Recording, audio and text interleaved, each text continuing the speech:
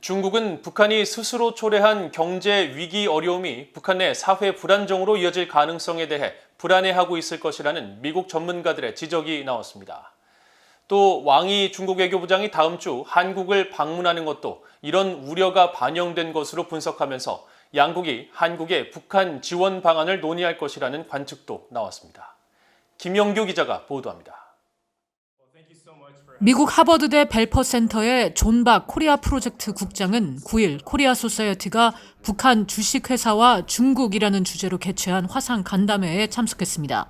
존 박 국장은 중국은 신종 코로나 바이러스 대유행 이후 북한이 국경 봉쇄 등을 통해 스스로 경제 위기를 초래한 상황을 불안해하고 있을 것이며 중국은 이런 북한을 불안정한 변수로 볼 것이라고 분석했습니다. It's almost as if North Korea is viewed as an instability variable, and how the North Korean variable in this instance is a focus of the Chinese applying different policy tools. I can only imagine how anxious Chinese leaders are with the self-imposed economic crisis worsening.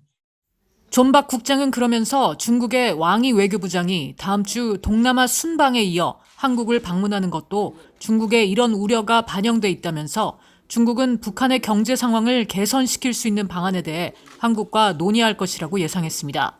또 중국은 한국이나 북한에 대한 각각의 정책이 아니라 한반도 전체에 대한 일관된 정책이 있다고 지적했습니다.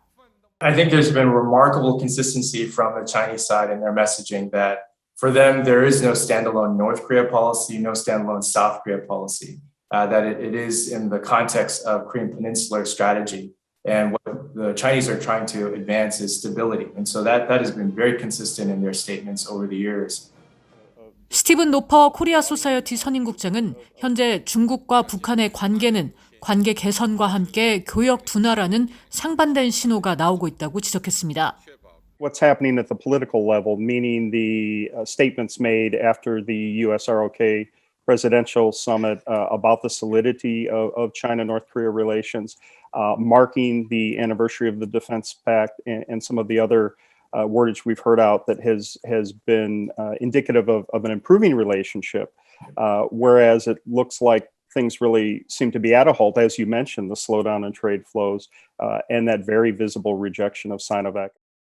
하지만 경제협력 문제에서 중국은 이미 북한에 상당한 지원을 하고 있을 것이라는 분석도 나옵니다. 브래들리 뱁슨 전 세계은행 부총재 고문은 VOA에 중국은 북한의 불안정한 상황을 우려해 식량 등을 지원하고 있을 것이라고 지적했습니다. If China is providing food to North Korea, they're probably doing it as food aid, not as trade. And they wouldn't report it as trade. It would be not reported as trade data. It would be just an aid contribution. And I think they've been doing that for some time. 뱁슨 전 고문은 그러면서 외화가 부족한 북한에 중국은 인도주의적 방식의 도움을 줄 의향이 있겠지만 이 같은 무상 지원 방식은 북한의 근본적인 문제를 해결하지 못한다고 말했습니다. VOA 뉴스 김현교입니다.